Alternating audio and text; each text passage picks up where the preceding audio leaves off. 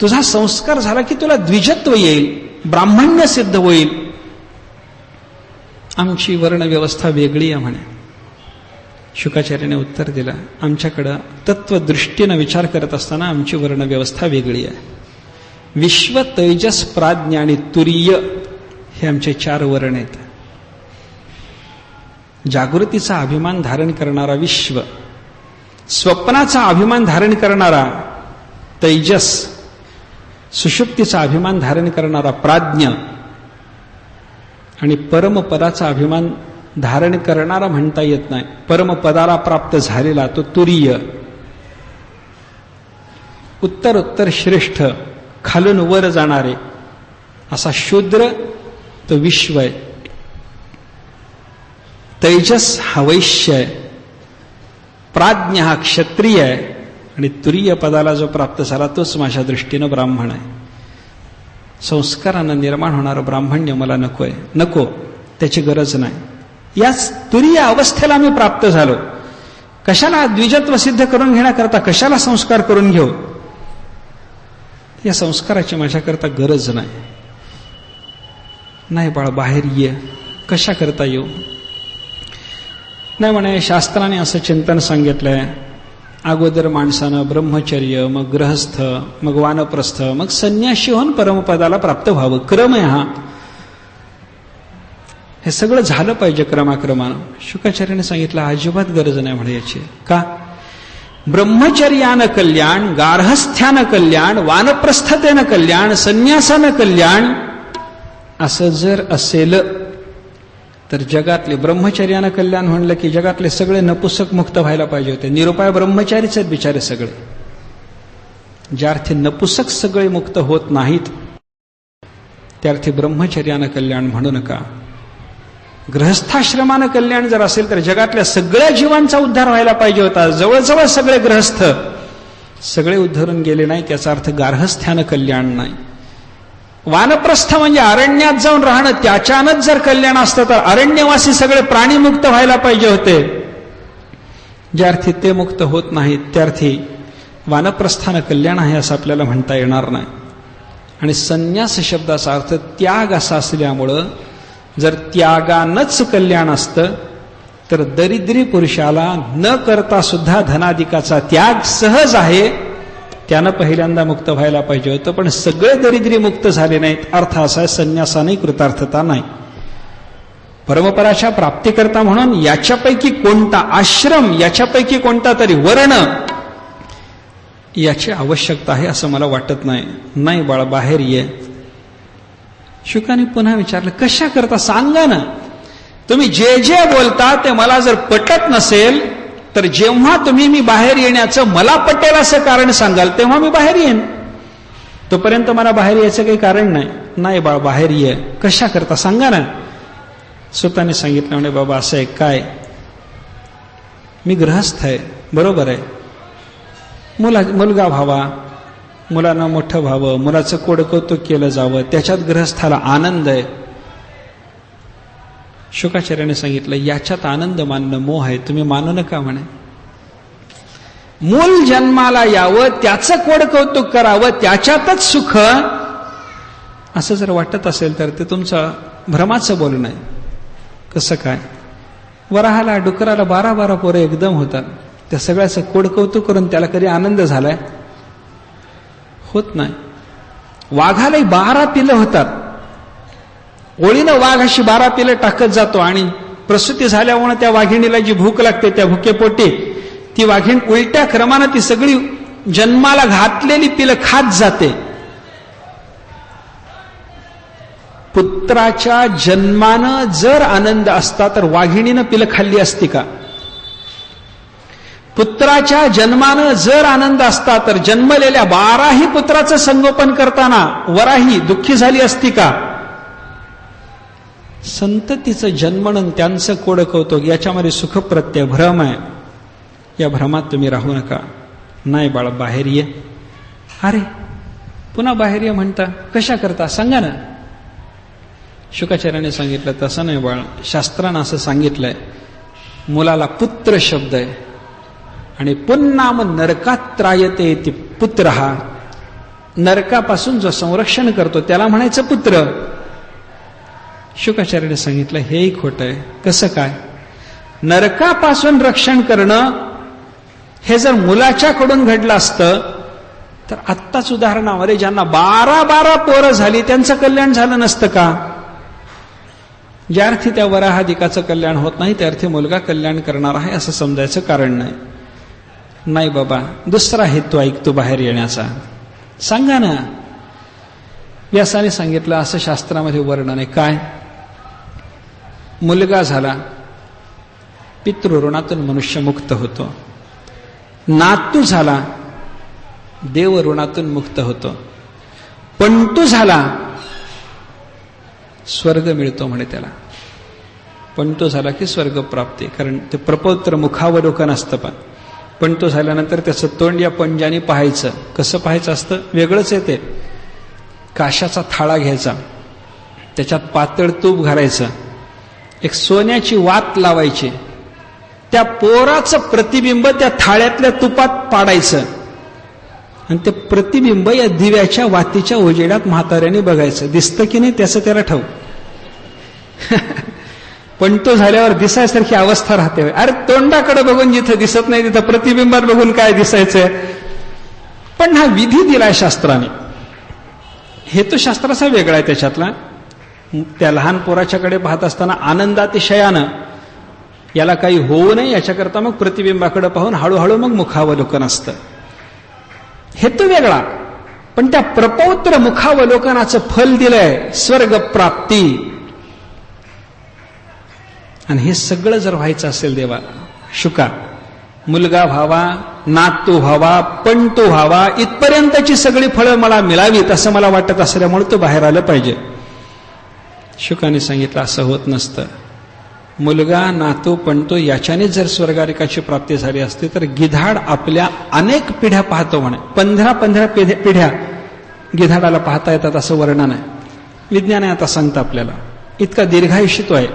15 पिढ्या गिधाडाला पाहायला मिळतात. मग 3-4 पिढ्या पाहण्यानं जर स्वर्गाला जाता येतं तर 15 पिढ्या पाहणारा गिधाड स्वर्गाला जाणार नाही का? तो ज्या अर्थी स्वर्गाला जातो असं वर्णन नाही. त्या अर्थी दीर्घकालपर्यंत जिवंत राहण्यानं काही होत नाही बाबा. संततीच्या पासून स्वर्गारिकाची प्राप्ती, मोक्षाची प्राप्ती, परमपराची प्राप्ती असा विचार तुम्ही करू नका. व्यासाने असं विचार केला. काही कारण सांगितलं तरी पोरगं ते कारण खोडून काढताना बाहेर येत नाही म्हणतं. शेवटी विनंती केली, कारण सांगत नाही पण बाहेर ये. याने सांगितलं येत नाही. का येत नाहीस? एवढा दीर्घकाल संवाद झालेला असल्यामुळं कारण सांगायची शुकांनाच इच्छा झाली आणि ते म्हणायला लागले की म्हणे असं बाहेर आल्याच्या नंतर जगाला मोह निर्माण करणारी माया मलाही मोहित करेल असं मला भय वाटतं म्हणून येत नाही.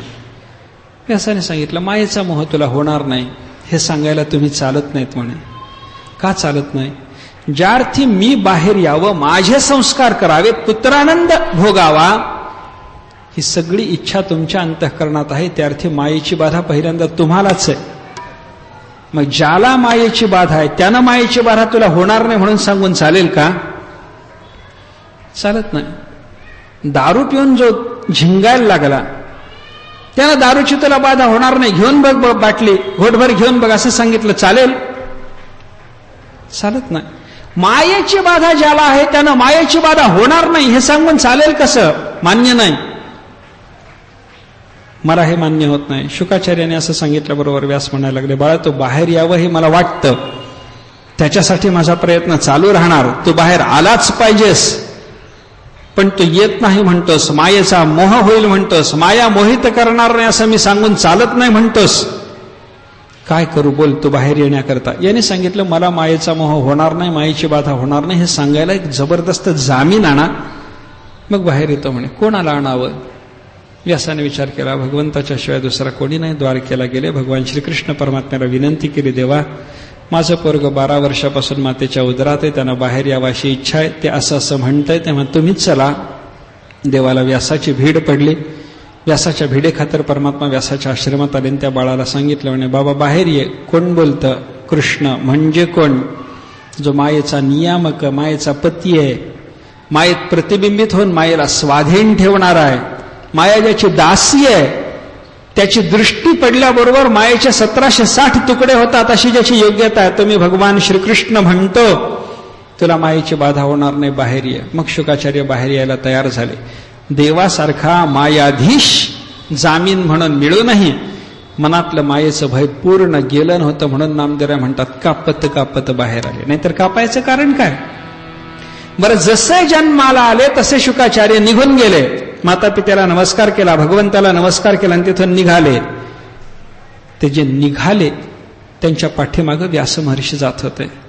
व्यास महर्षी पाठीमागून जात असताना पुत्रा पुत्रा पुत्रा अशा हाका मारत होते. त्या सगळ्या प्रसंगाचं वर्णन या श्लोकामध्ये आहे. यम प्रव्रजंतम, प्रव्रजित होऊन निघून जात असलेले शुकाचार्य. अनुपेतम, उपनयन झालेलं नाही पण घरातून निघाले.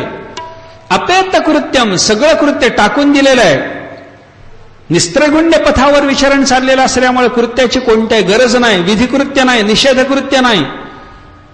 अपेत कृत्यम द्वैपायनः, माग व्यास महर्षी जातात.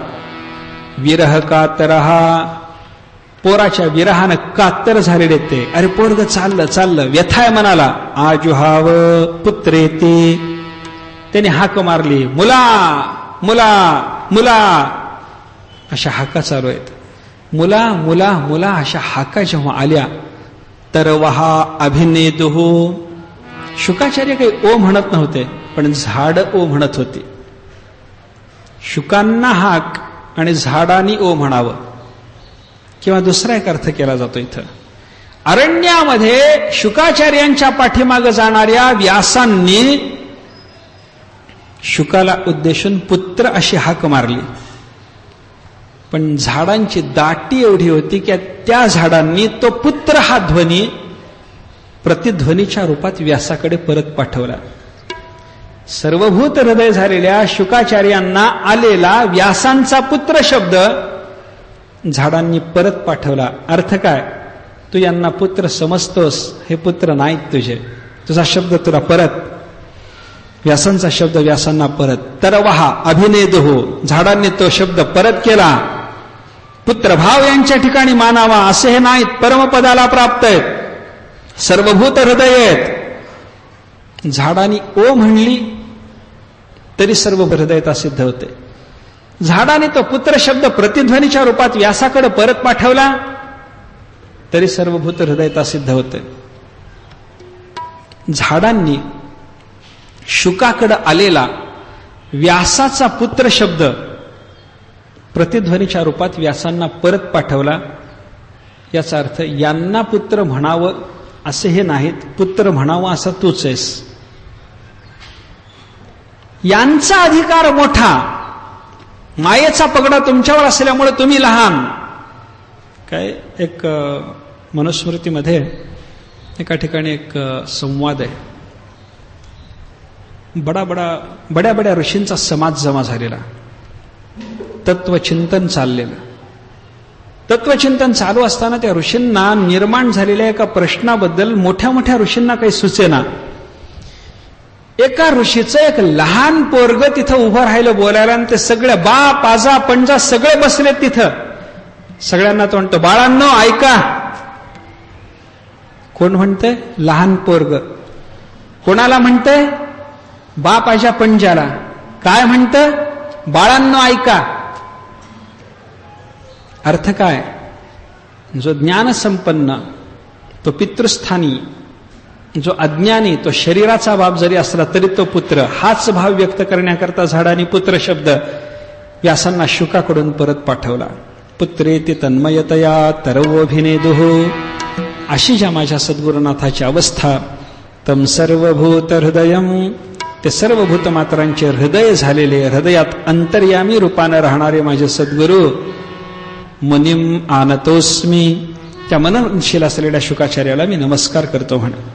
अजून शुकांचं वर्णन करत असताना पुढे त्यांनी सांगितलं, यस्वानुभावमखिल श्रुतिसारमेकम अध्यात्मदीपमतितितीर शतान्तमोन्धम संसारिणां करुणयाः पुराणगुह्यम तम व्याससूनुमुपयामि गुरुं मुनीनाम. अरे हे नुसते मुनी नाहीत, मुनीनाम गुरुम आहेत, मुनींचेही गुरु आहेत.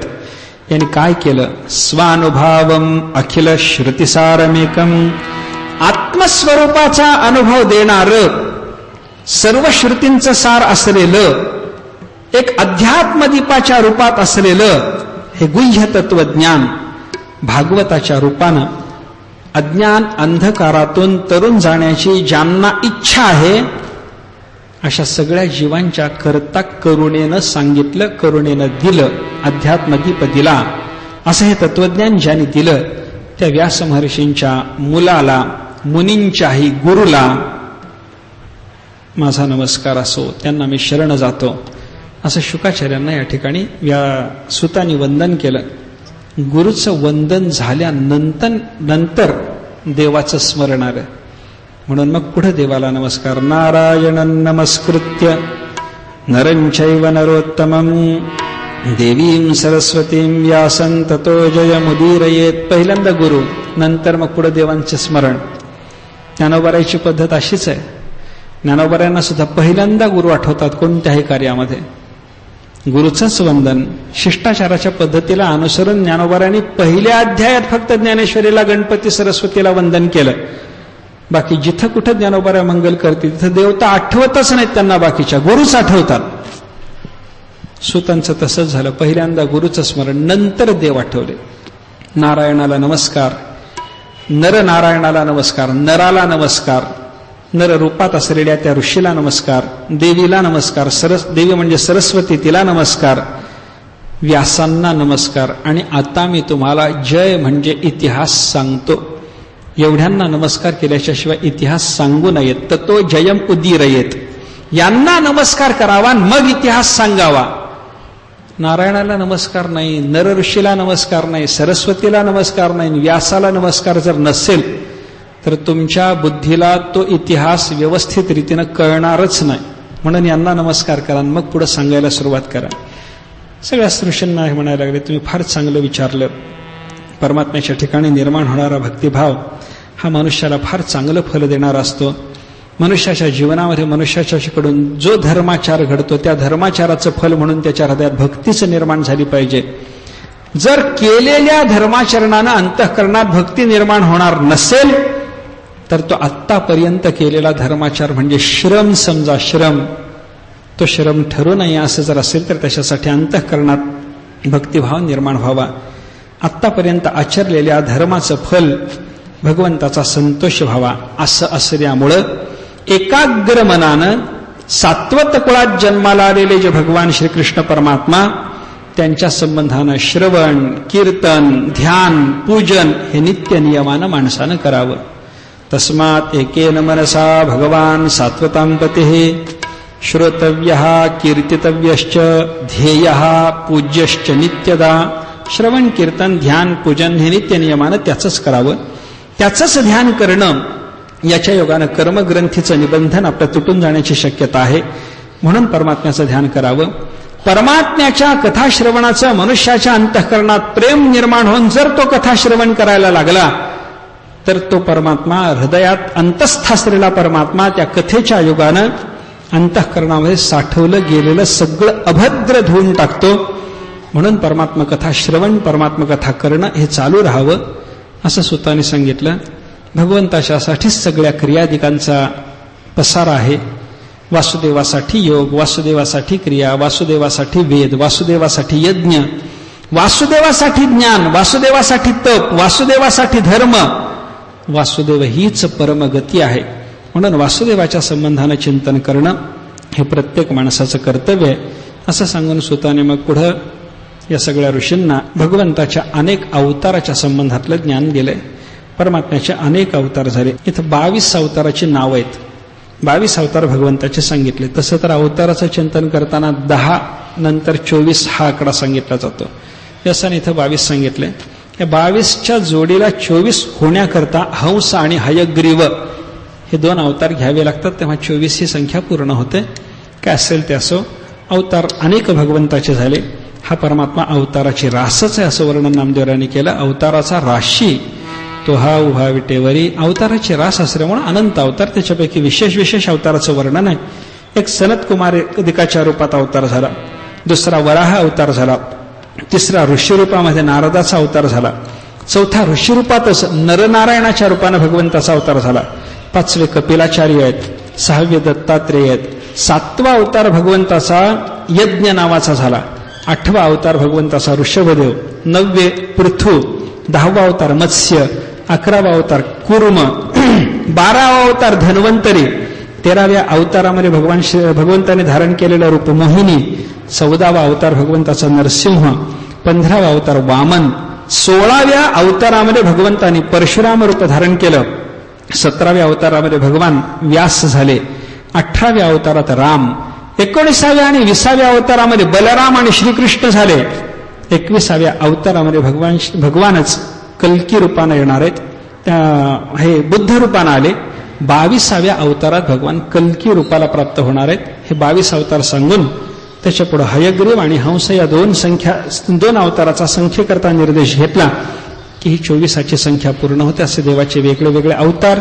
हे देवाचे वेगळे वेगळे अवतार परमात्मा स्वरूपाच्या ठिकाणी कसे दिसायला लागले या संबंधातलं चिंतन, या अवतारामध्ये भगवंतांनी केलेल्या लीलाचा थोडासा विचार, हे सगळं सांगून स्वतःने शौनकादिक ऋषींना सांगितलं की हेच भागवत आहे. इदं भागवतन्नाम पुराणं ब्रह्मसंहितं. वेदासारखं प्रमाण असणारं हे भागवत नावाचं पुराण आहे. उत्तम श्लोकचरितम चकार भगवान ऋषी. हे उत्तम श्लोक भगवंताचं चरित्र भगवान ऋषींनी म्हणजे व्यासांनी हे भागवत रचलेलं आहे. रचलं त्याच्यानंतर अनेकांना हे ग्रहण करायला लावलं.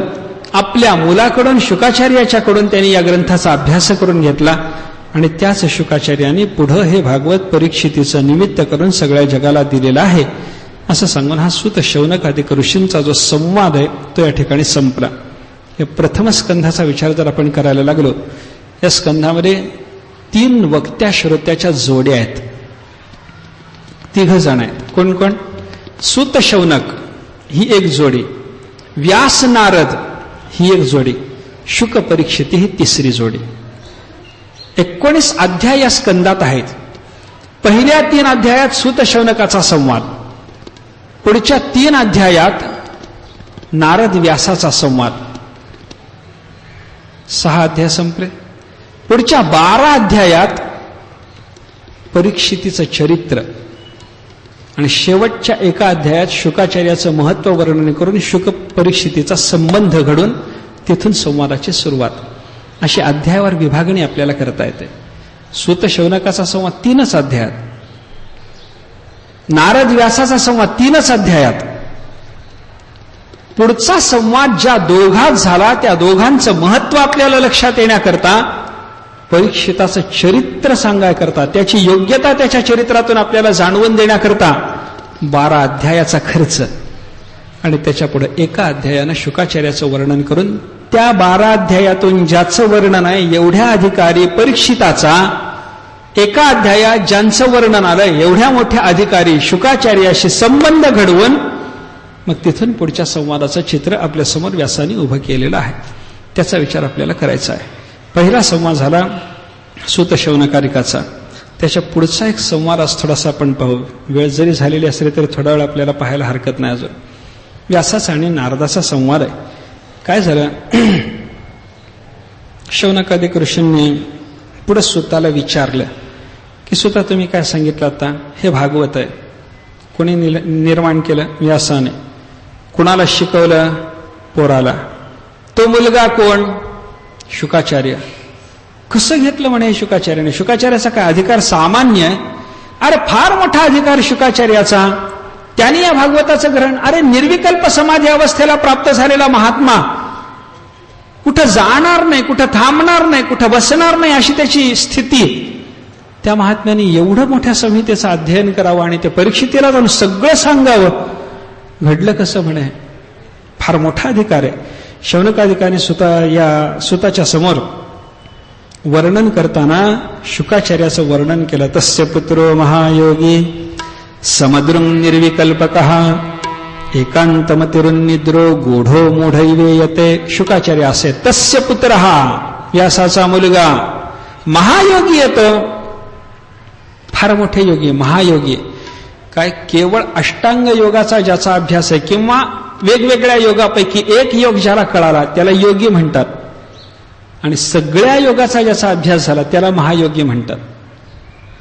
बघा, कृत, त्रेता, द्वापार आणि कली 4 युग, एकाएकाला युग म्हणतात. आणि सगळी 4 युग एकत्रित आली की त्याला महायुग संज्ञा आहे. तसं सगळ्या योगाचं ज्याचं चिंतन तो महायोगी. सगळ्या योगाच्या चिंतनाने प्राप्त होणारं जे पद ते इथं असल्यामुळे हे महायोग पीठ आहे. सगळ्या योगाने प्राप्त होणारं जे परमपद ते इथं उभं आहे. महायोग पीठे तटे भीमरथ्याः वरं पुंडरीकाय दातं मुनींद्रैः. अष्टांग योग, मंत्रयोग, राजयोग, लययोग, ध्यानयोग, सगळ्या योगाने ज्या स्थानाला जायचं, सगळ्या योगाचा समाहार ज्याच्या स्वरूपाच्या ठिकाणी व्हायचा तो महायोग रूपी परमात्मा, त्याचं हे पीठ. आणि हा महायोग रूपी परमात्मा ज्याने हृदयात साठवला ते शुकाचार्य महायोगी. तस्य पुत्रो महायोगी. अजून समदृंग, सर्वत्र समदृष्टी सिद्ध झालेली, परमात्म्याच्या शिवाय दिसतच नाही काय. जे जे दृष्टी दिसते ते हरिरूप. पाहे तिकडे बाप माय, विठ्ठल आहे रखुमाई. निर्विकल्पक, अंतःकरणात कोणताही विकल्प कधी येणारच नाही, उठणारच नाही, अशी अवस्था. एकांतमती, एक परमात्म्याच्या ठिकाणी बुद्धीचा प्रवेश झालेला आणि त्याचाच निश्चय बुद्धीनं करून घेतलेला. उन्निद्रः, अज्ञानाची निद्रा ज्यांच्या बुद्धीतून गेलेली आहे. गूढः, ब्रह्मभाव आपल्या ठिकाणचा ज्याने झाकून ठेवलेला आहे. आणि मूढ इवेयते, ब्रह्मभाव झाकून ठेवून, आपली स्वरूप स्थिती झाकून ठेवून जो मूर्खासारखा लोकाला दिसत फिरत राहतो, असं शुकाचं वर्णन केलंय. केवढी योग्यता. महायोगी, समदृक, निर्विकल्प अवस्थेला प्राप्त झालेला. एकांतमती, उन्निद्र, गूढ अवस्था, ब्रह्मभाव ज्याने आपल्या ठिकाणचा प्रगट केलाच नाही अशी अवस्था. अजून त्या शुकाचं वर्णन करत असताना त्याने सांगितलं, दृष्ट्वानुयांत मुनिमात्मजमप्यनगनम देव्यो ह्रिया परिदधुर्नसुतस्य चित्रम तद्वीक्ष पृच्छति मनौ जगदुस्तवास्ते स्त्रीपुंभिदानतु सुतस्य विविक्त दृष्टेः.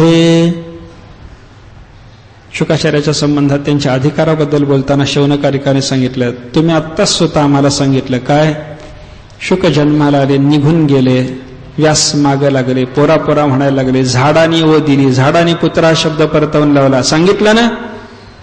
सुत म्हणाले, हो सांगितलं. पुढची कथा तुम्हाला माहित नाही स्वतः? माहिती आहे, पण तुम्ही सांगा. शौनकारिक सांगतात, सुता त्या तुझ्या गुरुचं काय महत्व बोलावं. पुढे पुढे शुकाचार्य चाललेले, मागून व्यास चाललेले. त्यांच्या रस्त्यामध्ये एका सरोवरामध्ये काही अप्सरा नग्न स्नान करीत होत्या. सिद्ध सरोवराप्रती नग्न अप्सरा स्नान करीते. शुकजाता आत्मस्थिती त्या स्वेच्छा खेळती निर्लज्ज. नाथ महाराजांनी वर्णन केलंय. सरोवरात स्त्रियांचं स्नान चालू, अप्सरा आलेल्या, वस्त्र सगळी काढून ठेवलेली, विवस्त्रावस्था सरोवरात उतरलेल्या, स्नान करतात. शुकाचार्य तिथून चालले. दोघाच्याही अंतःकरणात विकार नाही. शुकांनी त्या स्त्रियाकडे पाहून हास्य केलं, शुकाला विकार नाही. शुकाला विकार नाही, नवल वाटायचं कारण नाही. शुकाचा एवढा अधिकार, त्यांना पाहिल्याच्या नंतर अप्सरांना विकार निर्माण झाला नाही. शुकाचार्य कसे आहेत, विषय जिणोनी जन्मले, त्यांना विकार होणार नाही, नवल नाही. पण विषय घेऊनच जन्मलेल्या, विषय रूपच असलेल्या, विषयातच लोळणाऱ्या अशा त्या अप्सरांना सुद्धा शुकांचं ते दिव्य सौंदर्य पाहून विकार निर्माण न व्हावा, फार मोठी गोष्ट आहे. वैराग्याचा तो प्रभाव आहे. शुकाचार्य पुढे निघून गेले, मागून व्यास आले. शौनकारिक सुताला सांगतात, सुताला माहित आहे तरी सुत ऐकतात. मागून व्यास आले.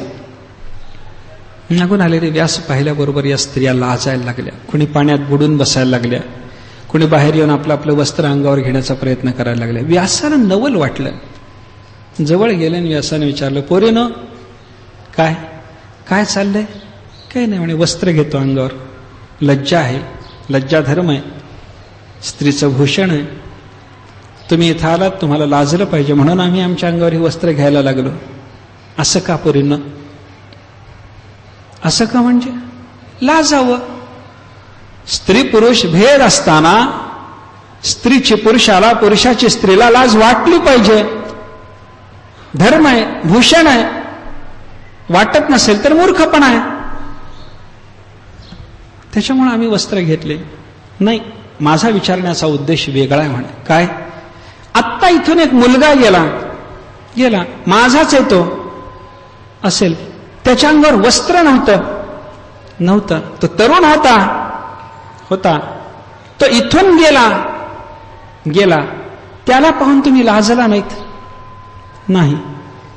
मी आत्ता आलो, त्या पोराच्या विरुद्ध माझी अवस्था, तो तरुण मी म्हातारा, तो विवस्त्र मी सवस्त्र. तुमच्या आजाचं स्वभाव एवढं माझं वय झालेलं, मी वृद्ध यांच्या आजाच्या स्थिती, मज का लाजती देवांगना, तुम्ही मला का लाजता?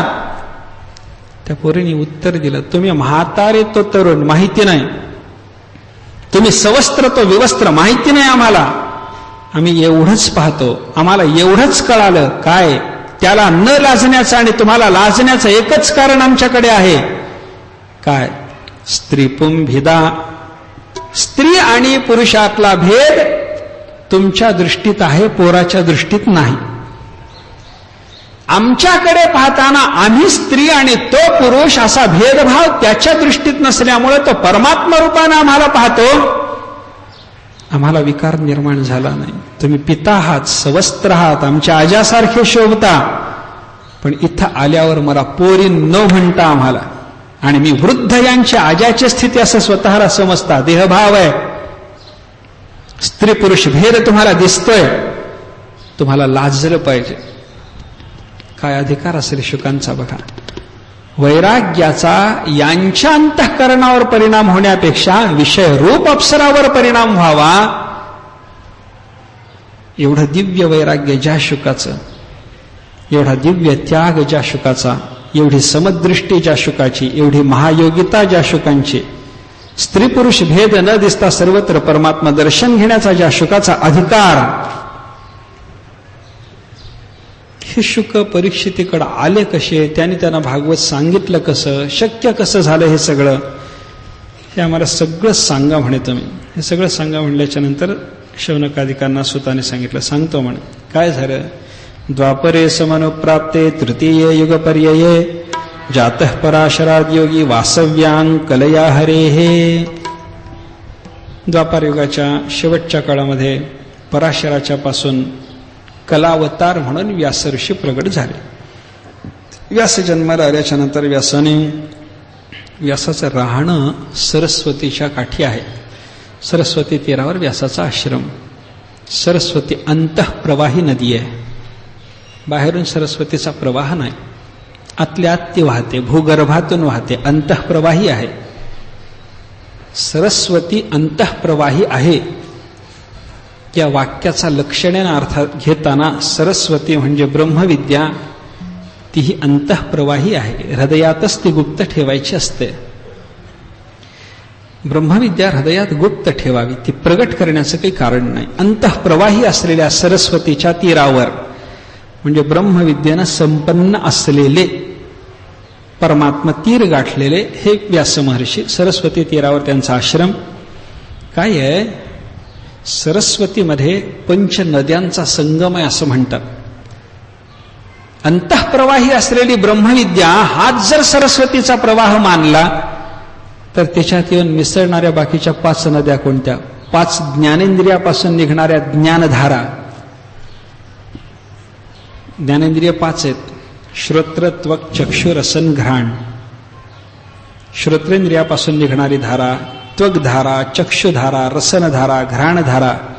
या ज्ञानेंद्रियांनी बाहेरचं ज्ञान ग्रहण करायचं.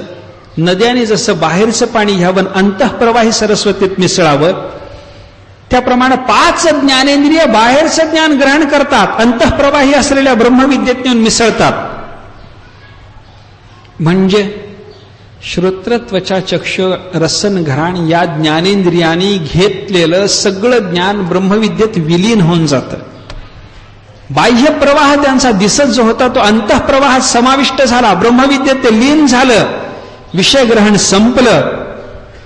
अशा त्या सरस्वतीच्या तीरावर म्हणजे ब्रह्मविद्या संपन्नतेनं व्यासाचं राहणं आहे. या व्यासाने जगाकडं पाहिलं. कलीचा काल आहे, लोकांची बुद्धी वगैरे कमी व्हायला लागली. वेदाचं ग्रहण समग्रतेनं करण्याची माणसात शक्ती राहिली नाही. वेदाचा विभाग करा. वेदाचा विभाग केला. एका शिष्याला एक वेदशाखा घ्यायला सांगितली. त्यांनी ती घेतली. इतिहास पुराण निर्माण केलं. त्यांचं रोमहर्षणाला ग्रहण करायला सांगितलं. सगळ्या शिष्य प्रशिष्याच्या शाखेमध्ये त्या ज्ञानाचा विस्तार व्हावा अशा पद्धतीची व्यवस्था केली.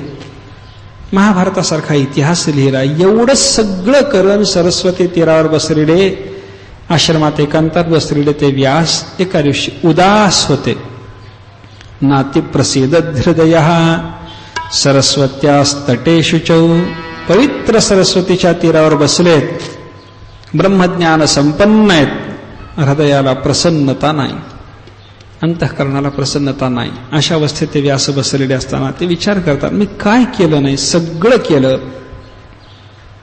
वेद विभाग केला, वेद टिकावेत अशी व्यवस्था केली, शिष्य प्रशिष्य शाखेत त्याचं ग्रहण करवलं, महाभारतासारखा इतिहास लिहिला, स्वतः धर्माचं आचरण केलं, अग्नीची गुरुची देवाची सेवा केली, बड्यांचा सन्मान केला, वेदाचा अर्थ जगाला कळावा अशा पद्धतीनं भाष्यरूप असं महाभारत निर्माण केलं, स्मृती लिहिल्या, प्रत्येकाचा धर्म प्रत्येकाला कळेल अशा पद्धतीची व्यवस्था करून ठेवली. एवढं सगळं करून माझ्याकडून काहीतरी कमी झालं असं जे मला वाटायला लागलं. कारण काय? मनाला प्रसन्नता नाही. काय कारण असावं? कारणाचा शोध घेत व्यास बसलेले असताना भाग्यानं त्या ठिकाणी नारदाचं येणं झालं. नारद फिरत फिरत व्यासांच्या आश्रमामध्ये आले. व्यासाने स्वागत केलं, बसवलं, सन्मान केला. नारदाचं व्यासाचं बोलणं सुरू झालं. बोलता बोलता नारदाने व्यासाच्या चेहऱ्याकडे पाहिलं आणि विचारलं, म्हणे, काय व्यासा, काय चेहरा उदास दिसतो? होय. बरं नाही वाटतं? होय. काय होतंय? शरीराला काही नाही. मग मनाला व्यथा आहे, मन प्रसन्न नाही, काहीतरी आपल्याकडून व्हायचं शिल्लक राहिला, अशी रुखरुख आहे. आपण जे केलं, जे ज्ञान वितरित केलं, जे ज्ञान मिळवलं, त्या ज्ञानामध्ये मला पूर्णता वाटत नाही. येनई वासवन तुष्यत मन्यत दर्शनम खिलम. ज्याच्या योगानं अंतःकरण प्रसन्न होत नाही ते ज्ञान खिल म्हणजे अपूर्ण आहे, अखिल नाही, संपूर्ण नाही, खिलम. काय करावं असा माझा मनातला विचार आहे. नारदाने सांगितलं, हो म्हणे, तुमच्या मनाला प्रसन्नता होय. व्यास म्हणतात, नारदा, काही कारण कळतं? कळतं म्हणे. सांगा. मोठ्या माणसाला सांगणं कठीण असतं म्हणे. नाही नारदा, सांगा. माझ्या मनाला प्रसन्नता सिद्ध होईल याच्याकरता मी काय करू? सांगा. माझ्याकडून काय करायचं राहिलं? नारद बोलायला लागले, भवतानुदित प्रायम यशो भगवतो मलम येनैवासौ न तुष्येत मन्येत दर्शनं खिलम यथा धर्मादयश्चार्थाः मुनिवर्यानुवर्णिताः न तथा वासुदेवस्य महिमा ह्यनुवर्णितः. असं म्हणे, काय तुम्ही धर्माधिक अर्थाचं, धर्माधिक पदार्थांचं जेवढं वर्णन केलं, जेवढं त्याच्याकरता लिहिलं, तेवढं कृष्ण चरित्र सांगण्याकरता लिहिलं नाही. भगवंताचं निर्मल यश तुम्ही गायलं नाही. अरे काय करायचं? खूप चांगलं लिहिता येतं, पण देवच लिहित नाही. देवाला सोडून बाकी सगळं लिहितो, उपयोग नाही. ज्याला बोलता येत नाही, अबद्ध पदप्रयोग आहे, पण परमात्म्याच्या शिवाय दुसरं काही गात नाही, तेच चांगलं आहे. तद्वाग विसर्गो जनताघ विप्लवो यस्मिन प्रतिश्लोकम अबद्धवत्यपि. अबद्ध शब्द प्रयोग प्रत्येक श्लोकात असतील, पण जनाचं पाप नाश करणारी भगवत कथा जर तो सांगत असेल तेच योग्य. भक्तियुक्त अंतःकरणाच्या महात्म्याच्या मुखातला अबद्ध शब्द तोच बरोबर. तुकोबारायच्या चरित्रातली कथा सांगतात पा. शिवबा कसर तुकोबारायचे शिष्य, महाराजांचा अभंग आहे. द्वारकेचे केणे आले याची ठाया, पुढे भक्त राया चोजवित. भक्तराज असलेला पुंडलिक त्याचं चोज करीत म्हणजे कोड कौतुक करीत भगवान द्वारकेचं केणं, द्वारकेचा तो माल इथं आला. शब्दशः अर्थ आहे. ते शिवबा कासाराला थोडं बोबडे पण होतं म्हणे. अभंग म्हणत असताना तो म्हणायचा, द्वारकेचे केणे आले या चिठाया, पुढे भक्तराया चोदवित. चोजवित नाही, चोदवित. अबद्ध शब्द प्रयोग झाला. अनेक वेळेला ऐकून एका दिवशी रामेश्वर भट्टाने त्याला जाऊन हट्ट केला, काय म्हणतोस रे? त्याने म्हणून दाखवलं, अरे असं नाही, शब्द बरोबर नाही तुझा, चोजवित म्हण, ज म्हण, द म्हणू नको, अबद्ध शब्द होता तुझा. शिवबा म्हणला, काय मला तोंडात बसतच नाही. म्हणला, द्वारकेचे केणे आले या चिठाया, पुढे भक्तराया चोदवित. अरे चोदवित नाही रे बाबा, चोजवित म्हण. शिवबा कासाराला 10-5 वेळेला म्हणून हटकून रामेश्वर भट्टाने त्याच्या तोंडामध्ये चोजवित बसवलं.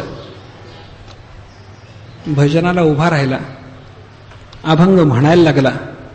रोज हाच अभंग म्हणणाऱ्या शिवबाला जेवढा आनंद रोजच्या भजनात अबद्ध शब्द प्रयोग करून होत होता, त्याला झालेल्या आनंदानं तुकोबाराही डोलत होते, देवही डोलत होता. त्या दिवशी देवालाही डोल नाही, तुकोबारायालाही डोल नाही, आणि शिवबा कासारालाही आनंद नाही. तुकोबारायाने रामेश्वर भट्टाकडे पाहिलं आणि विचारलं, काय केलं म्हणत? काय केलं? काय झालं महाराज? त्याला काय शिकवलं? नाही महाराज, तो चूक म्हणत होता. चूक म्हणजे त्याचा शब्द अबद्ध येत होता, सुधारून घेतला. करायचं नाही म्हणे असं.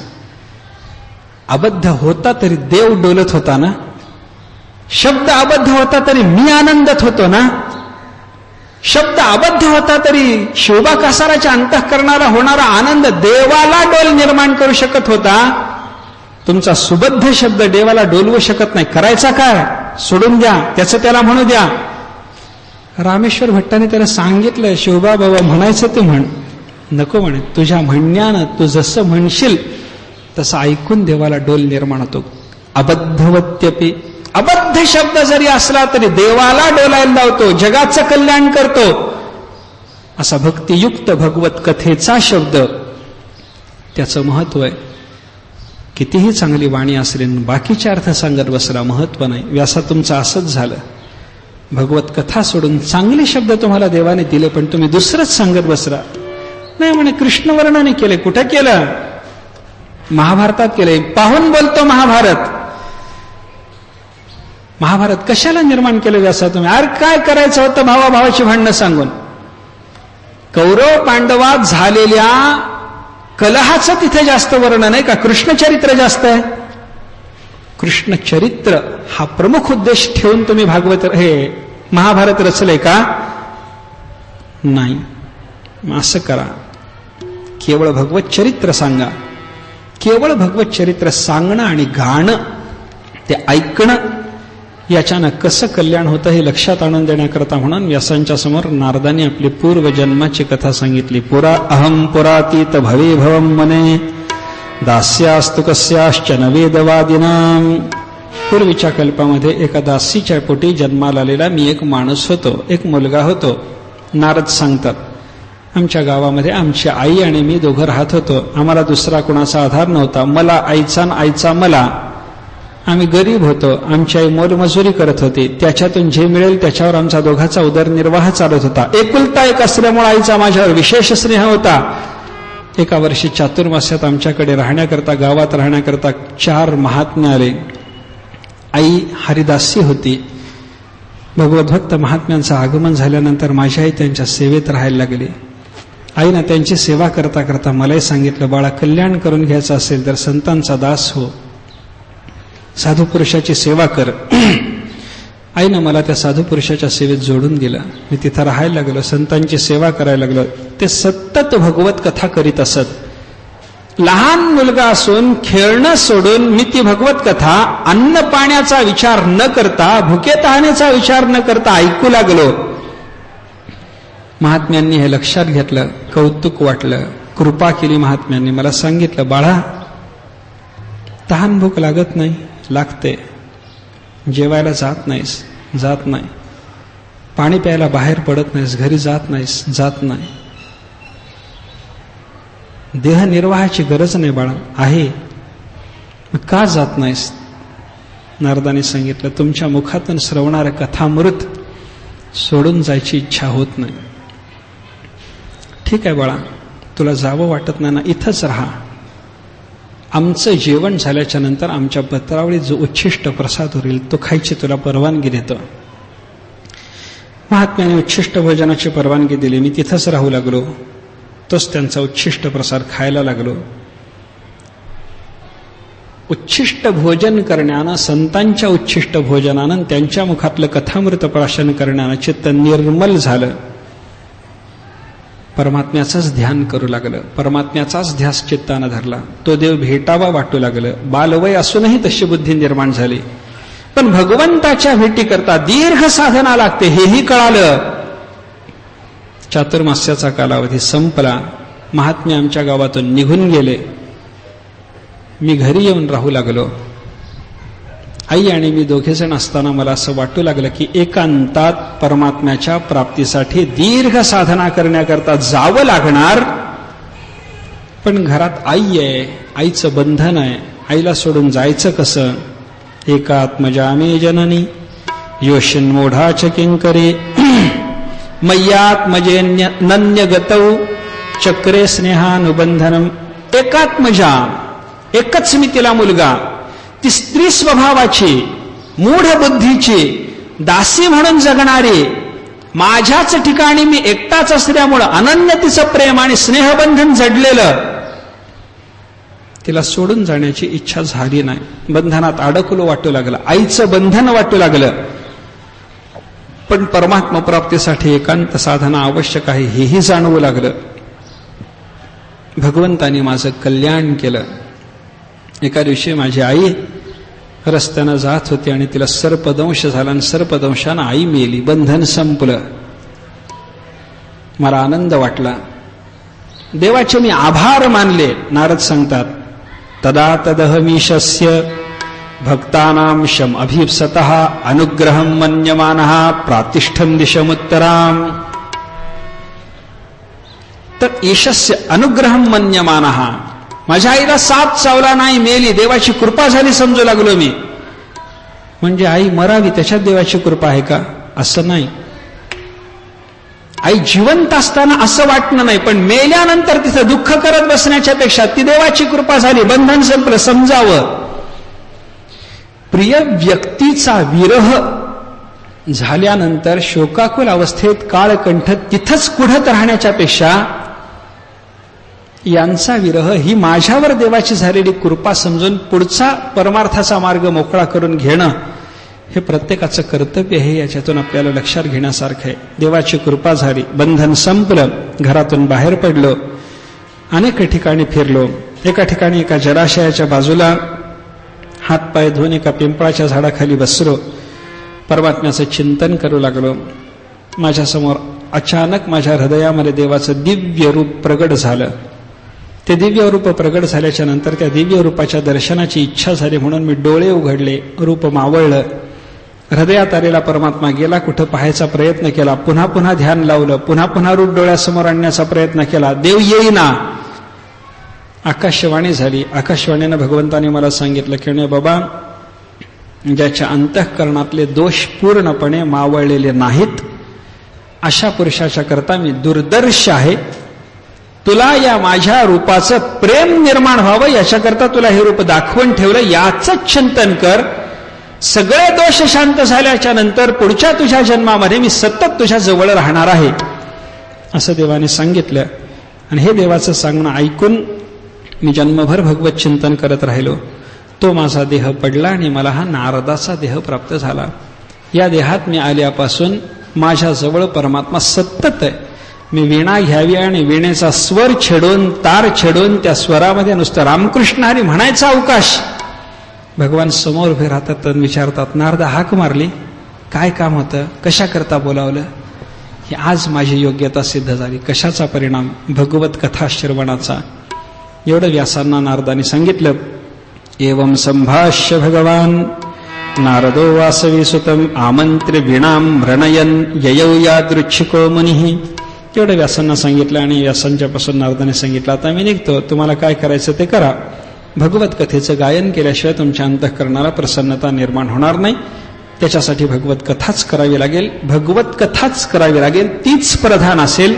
तिच्या अनुषंगानं म्हणून बाकीच्या अर्थाचं निरूपण तुम्हाला करावं लागलं तर करा, पण अन्य अर्थाच्या निरूपणामध्ये अंग म्हणून भगवत कथा उपयोगी नाही. अंगी भगवत कथा, अंग इतर काही निरूपण, अशा पद्धतीनं तुम्ही भगवत कथा करा, त्यात कल्याण आहे. असं म्हणून नारदांनी आपल्या हातात वीणा घेतली, वाजवायला लागले. नामस्मरण करत करत नारद निघून गेले. आपल्या आश्रमामध्ये व्यासमहर्षी बसलेले आहेत. त्या व्यासमहर्षीने ध्यान केलं, चिंतन केलं. नारदाचा उपदेश त्यांना पटलेला होता.